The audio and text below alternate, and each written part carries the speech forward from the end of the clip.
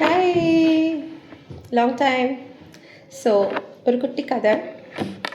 ஒரு விவசாயி ஒருத்தர் என்ன பண்ணிட்டு இருந்தாராமா, அவரோட வயலோரமாக இருக்கிற ஒரு வயல் தொட்டு இருக்கிற ஒரு ஆத்தோரத்தில் மீன் பிடிக்க போனாராம்.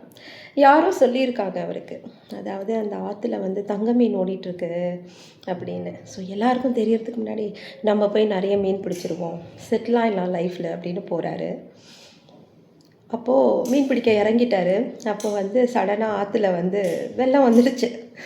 வெள்ளம் வந்த உடனே என்ன பண்ணுறாரு, கடவுளே என்னை காப்பாற்றுங்கன்னு சொல்கிறாரு. ஸோ அந்த வழியாக போகிற ஒரு வழிப்போக்கன் வந்து ஏதோ ஒரு கட்டையோ ஏதோ ஒன்று கொடுத்து அவருக்கு உதவி பண்ணி அவரை காப்பாற்றிடுறாரு.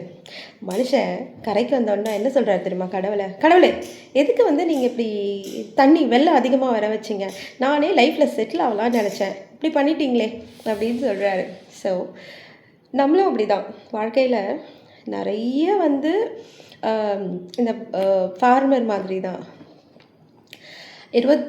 கடவுள் வந்து நம்மளை நிறைய விஷயத்தில் பேராபத்தில் இருந்தெல்லாம் காப்பாற்றிருப்பாங்க.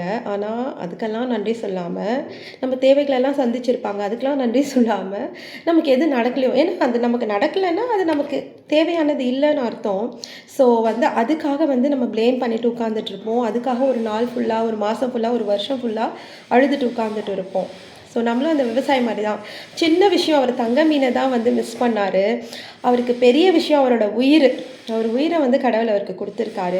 இதுக்கப்புறம் அவர் வந்து நிறைய நாட்கள் உயிரோடு இருந்து நிறைய வந்து அவர் சம்பாதிக்கலாம் அப்படிங்கிற அந்த தாட் வந்து அவருக்கு வரல இல்லையா. ஸோ நம்மளும் அப்படி தான்.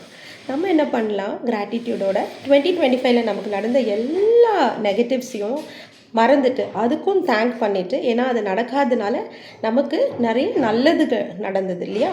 ஸோ அதுக்காக தேங்க் பண்ணிவிட்டு 2026 நமக்கு வரப்போகிற நிறைய பாசிட்டிவான விஷயங்களுக்காக தேங்க் பண்ணிவிட்டு நம்ம என்ன பண்ணலாம், நியூ இயரை சூப்பராக வெல்கம் பண்ணலாம். So happy 2026.